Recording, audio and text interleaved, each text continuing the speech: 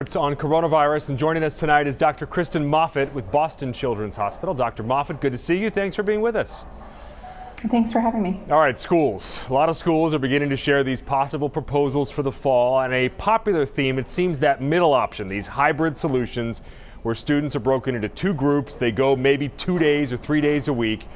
So what questions should parents ask the schools about the safety, and are there really benefits to that alternating system?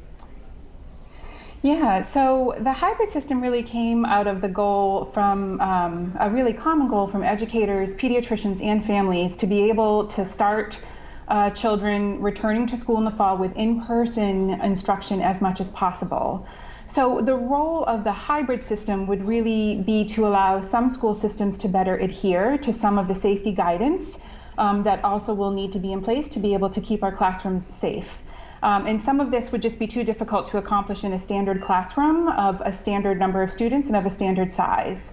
So smaller class sizes that might be afforded by this hybrid system would have the benefit of decreased numbers of people gathering at a single time, and also has the benefit of groups being in cohorts and smaller cohorts of people. And what that means is that you're minimizing the number of contacts between students and staff.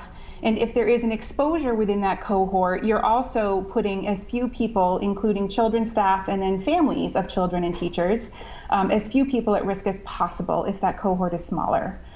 So some questions that parents should ask once they start to see what these hybrid systems would look like would be, what is the school proposing in terms of cleaning protocols in between cohorts? And what plans does the school have in place to really reach out to families and staff, and what control measures are in place if a student or staff member does become ill? All right, so it seems that there's a consensus now, generally, that activities outside are safer than those inside. Do we think recess at school can largely stay the same? I think recess outside, based on what we know about outside being safer, certainly seems like outdoor recess would be a good idea. It may need to look a little bit different, though. It may need to be more structured. It may, for certain ages of children, require a little bit more oversight so that they're still maintaining physical distance as much as possible.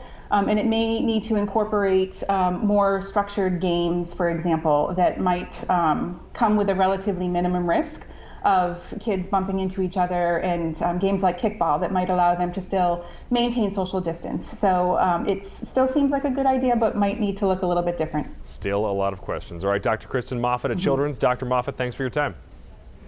Thanks for having me.